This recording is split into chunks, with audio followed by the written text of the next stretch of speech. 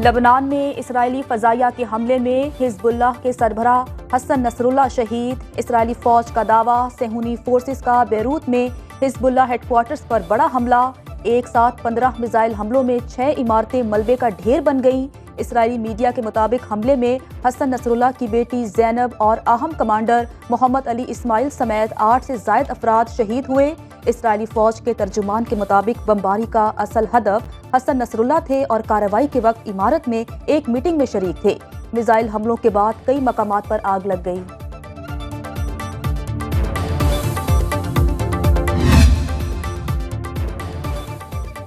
Hezbollah ने सरबराह Hasan Nasrallah की क़यादत में इसराइली जारहियत का भरपूर मुकाबला किया। 64 साला हसन नसरुल्लाह की क़यादत में हिजबुल्लाह को कई महाजों पर कामयाबी मिली। हसन नसरुल्लाह 1960 में बैरूत के इलाके चारशाबोक में पैदा हुए। 1992 में उन्हें हिजबुल्लाह का सरबराह चुना गया। हसन नसरुल्लाह की सरबराही में हिजबुल्लाह ने इसराइल से तवील जंग लड़ी। 18 साल के इसराइली कब्जे के बाद जनूबी लबनान के कई इलाकों से इसराइली फौज की पसपाई इख्तियार करना पड़ी। ईरानी वजीर खारजा अब्बास इराक्ची कहते हैं इसराइल ने बैरूत पर हमले में अमरीकी बंकर बस्टर बम इस्तेमाल किए हैं। ईरान हर सूरत लबनान का साथ देगा। ईरानी मीडिया के मुताबिक इसराइली हमले में हिजबुल्लाह की एग्जीक्यूटिव काउंसिल के सरबरा हाशिम सफीउद्दीन महफूज रहे। ईरानी सुप्रीम लीडर आयतुल्लाह खामेनी ने नेशनल सिक्योरिटी काउंसिल का हंगामी इजलास तलब कर लिया। मुशीर खामेनी अली लारिजानी का कहना है इसराइल ने सुर्ख लकीर उबूर कर दी। हिजबुल्लाह के सरबराह की हलाकत की सूरत में मुतबादिल क़यादत तहरीक को चलाने के लिए तैयार है।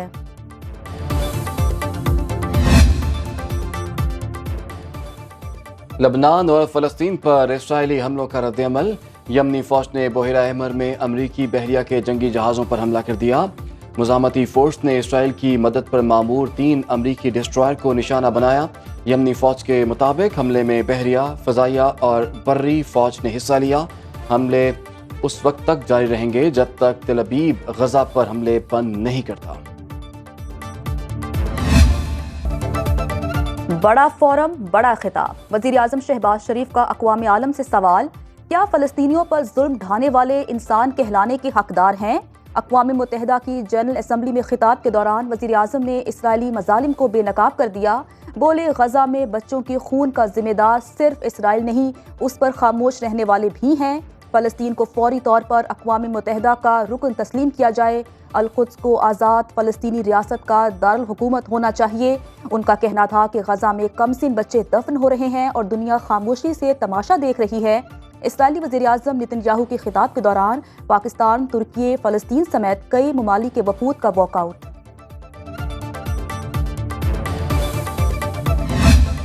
पाकिस्तान की खुशहाली के बारे में कभी भी नाउम्मीद नहीं होना चाहिए। मायूस मत हो, मायूसी गुनाह है। Army chief general Syed Asim Munir से कराची में ताजिद बरादरी की मुलाकात। कहते हैं स्मगलिंग पर काबू पाने से मईशत पर मस्बत असरात मुरतब हुए। पाकिस्तान अक़वाम आलम में अपना जायज़ मकाम हासिल करना चाहता है। मुल्क के रोशन मुस्तकबिल पर सबको गैर मुतज़लज़ल एतमाद होना चाहिए।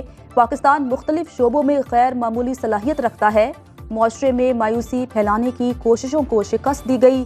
गूगल, स्टारलिंक और दीगर आलमी कंपनियां पाकिस्तान में सरमायाकारी कर रही हैं। चीन, सऊदी अरब और मुत्तहिदा अरब अमारात ने पाकिस्तान की तरक्की में अहम किरदार अदा किया।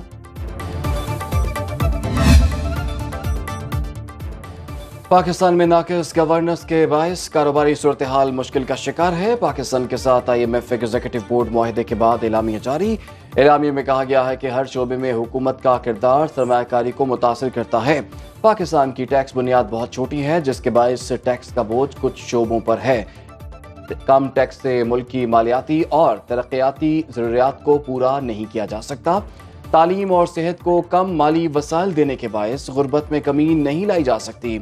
मुआशी मौक़ों की कमी से मुल्क मौसमियाती तब्दीलियों से मजीद कमज़ोर हुआ। पाकिस्तान ने मजीद इक़दामात ना किए तो खित्ते के दीगर ममालिक से बहुत पीछे रह जाएगा। पंजाब पुलिस को फसाद फैलाने वालों से निमटने का तरीका आता है। फितना ग्रुप ने आज रावलपिंडी में फसाद फैलाने का प्रोग्राम बनाया है। वज़ीर इत्तलात पंजाब अज़मा बुखारी और ख्वाजा इमरान नज़ीर की न्यूज़ कॉन्फ्रेंस। अज़मा बुखारी का कहना था अब आपको जमहूरियत का शेल्टर नहीं लेने दिया जाएगा। पंजाब में लाकानूनियत की गुंजाइश नहीं। ख्वाजा इमरान नज़ीर बोले, कुछ शरपसंद अनासिर मुल्क को तरक्की करते हुए नहीं देखना चाहते। वज़ीर आला KP अपने सूबे के अवाम पर तरस खाएं।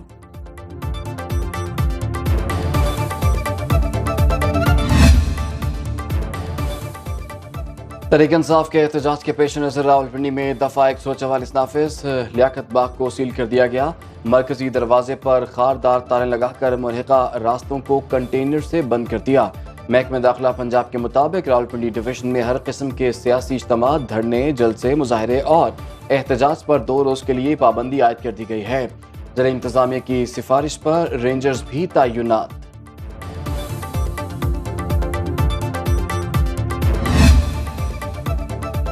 गैर मुल्की सरमायाकार पाकिस्तान स्टॉक मार्केट में नए रिकॉर्ड बनने की राह में रुकावट बन गए। इस हफ्ते $5 करोड़ के हिस्से फरोख्त कर दिए, जिसके बायस 100 इंडेक्स 82,000 की हद भी बरकरार न रख सका। मकामी सरमायाकार जो IMF कर्ज मुआहदे की मंजूरी से खासे खुश थे, गिरती हुई मार्केट को सहारा न दे सके। मार्केट इंडेक्स में 782 पॉइंट्स की मंदी से ट्रेडर्स को 70 अरब रुपए का नुकसान हो गया। इस हफ्ते हिस्से बाजार में 1 अरब 95 करोड़ शेयर्स की तिजारत हुई। कारोबारी मालियत 84 अरब 70 करोड़ रुपए से ज्यादा रही। PAA निजकारी की बड़ी शर्त इल्तवा का शिकार होने पर IMF खफा। 1 अक्टूबर को PAA की निजकारी के लिए बिडिंग की यकीन दहानी के बाद अचानक 1 माह की तौसीब पर सवाल उठने लगे। निजकारी के लिए निजी कंपनीज के कंसोर्शियम में Pak ethanol, YB holdings, blue world city, Arif Habib, air blue और फ्लाई जिना शामिल 6 कंपनियों में से सिर्फ ब्लू वर्ल्ड सिटी ने बिडिंग की तमाम शराइत पूरी की। अचानक बिडिंग की तारीख बढ़ाने के खिलाफ ब्लू वर्ल्ड सिटी का अदालत जाने का ऐलान। मुकर्ररा मुद्दत में दस्तावेज जमा न कराने वालों को डिस्क्वालीफाई करार देने की इस्तदा की जाएगी। निजकारी कमीशन के गैर संजीदा फैसले से स्टॉक मार्केट में PAA के शेयर्स की कीमत ₹2.09 गिर गई। नाअहली या माफिया को खुश करने की कोशिश। PIA की निजकारी में ताखीर। निजकारी कमीशन ने IMF डील खतरे में डाल दी।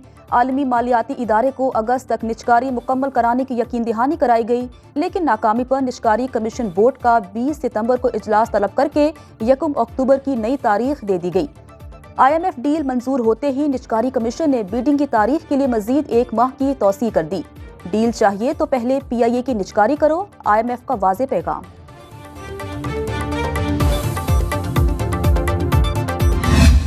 निजकारी का अमल PIA का हो रहा था और उसमें 6 कंपनीज शॉर्टलिस्ट हुई थी, जिन्होंने 25 सितंबर तक अपने फाइनल डॉक्यूमेंट्स, जिसमें जो कंसोर्शियम की फॉर्मेशन है वो उन्होंने प्राइवेटाइजेशन कमीशन में दाखिल करनी थी। और ब्लू वर्ल्ड ग्रुप जो है ये वाहिद ग्रुप है जिसने अपने डॉक्यूमेंट्स जमा करवाए और 26 सितंबर को प्राइवेटाइजेशन कमीशन से सुबह से लेकर शाम तक ये पेमेंट जमा कराने की इजाज़त हम मांगते रहे बिड मनी की, और उनसे उनका NTN नंबर का तकाजा करते रहे, जबकि हमें बारहा वर्बली मना कर दिया गया कि जी आप पेमेंट जमा ना कराएं। 27 सितंबर होने से पहले 26 की रात को जो है अचानक ऐलान किया जाता है कि डेट तोसी कर दी गई है पेपर्स जमा कराने की, यानी पेपर्स जमा कराने की तारीख गुजर चुकी थी। और इसका मतलब है कि जिन बिडर्स ने डॉक्यूमेंट्स जमा नहीं करवाए उनको असूलन डिस्क्वालीफाई हो जाना चाहिए था, या वो हो गए हुए हैं, और वो डिस्क्वालीफाई होने के बाद टाइम एक्सटेंशन दी जा रही है डॉक्यूमेंट्स जमा कराने की।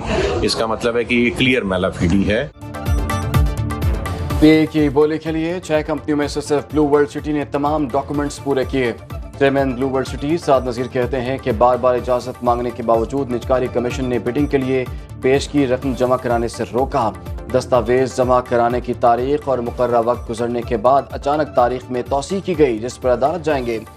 CEO blue world aviation major retired Meesam Raza ने कहा, PAA निजकारी का अमल 29 अप्रैल से शुरू हुआ। ब्लू वर्ल्ड सिटी वाहिद कंपनी है जिसने मुकर्ररा वक्त में तमाम कवायद जमा कराए। सिर्फ एक कंपनी जो कि ब्लू वर्ल्ड सिटी ने अपने डॉक्यूमेंट्स जमा कराए, किसी और कंपनी ने अपने डॉक्यूमेंट्स भी जमा नहीं करवाए। आपने किसी एक को ऑब्लाइज करने के लिए जिसके पास इतनी तौफीक नहीं हुई अभी तक कि वो 50 करोड़ रुपया जमा करे तो वो 300 अरब रुपए की एयरलाइन लेगा। ये किसके साथ खेला जा रहा है? हम अब इसमें तमाम उन अदारों को इंतबाह देते हैं जो असर रखते हैं इस मुल्क में कि इस मामले पे वो अंदर आए और इस मामले को सेटल किया जाए कि ये कौन है वो जिसके अंदर इतना तपड़ है और इतना जोर है कि उसने पूरे का पूरा सिस्टम प्राइवेटाइजेशन का उलट के रख दिया है। पंजाब के मुतादिद इलाकों में बादल बरस पड़े। लाहौर में बारिश से मौसम खुशगवार। फैसलाबाद, जड़ांवाला, डस्का, हाफिजाबाद, लालिया में कहीं तेज तो कहीं हल्की बारिश। गुजरांवाला और ननकाना साहिब में रिमझिम, कई इलाकों में फीडर ट्रिप। बिजली की आंख मचोली भी जारी। महकमे मौसमियात के मुताबिक केपी में मतला जुज़वी तौर पर अबर आलूद रहने का इम्कान है। बारिश का सिलसिला 1 अक्टूबर तक जारी रह सकता है।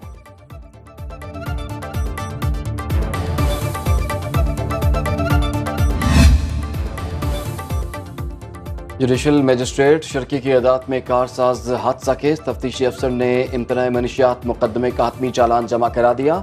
मुलजिमा के खून और पेशाब के नमूने ले लिए गए।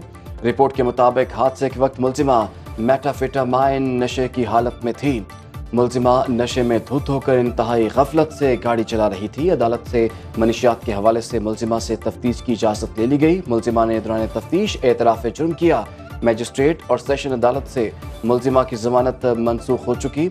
मुलजिमा नताशा अदालती रिमांड पर जेल में है। लाहौर में डाकू बेलगाम। गुजरपुरा में मोटरसाइकिल सवार ताजरों से 1 करोड़ रुपए छीन कर ले गए। पुलिस के मुताबिक डाकुओं ने ताजिर एहसन और उमर को गन पॉइंट पर रोका। 1 करोड़ रुपए कैश से भरा बैग छीन कर फरार हो गए। पुलिस ने मुकदमा दर्ज करके तहकीकात शुरू कर दी।